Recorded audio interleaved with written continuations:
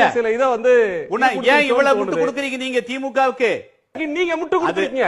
இல்ல அது வந்து மோடியை ரிஜெக்ட் திமுக காரங்க குணா கேட்க கூடாது.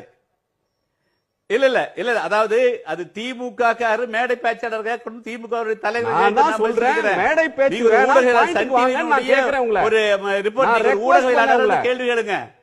நீங்க ஒரு 20 வருஷம் ஒரு ஊடகவியலாளர் இருந்தவங்க இப்படித்தான் கேள்வி கேட்பீங்களா? நீங்க இப்படித்தான் கேட்பேன். என்ன பேசுறீங்க? தப்பு இல்ல, நான் கேட்ட கேள்வியில எந்த தப்பு இல்ல, நியாயமா தான் சார் கேக்குறேன். இல்ல நியாயம் இல்லையோ நீங்க ஒரு முடிவை நீங்க கேள்வி கேட்டு பேசாம இருக்கணும். பிஜேபியோட பதில் போய் சேர்றதுக்கு முன்னாடி நீங்க வந்து சன் டிவியினுடைய ஒரு ஊடக ஒரு ஒர்க் பண்ணக்கூடிய ஒரு லேபர், நீங்க வந்து ஒரு தொழிலாளி, ஒரு ஊடக செய்தியாளர் வேலை செய்யறீங்க.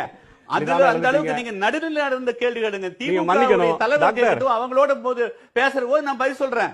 இப்ப ஊடகங்கள் நடுநிலையா பேசுங்க.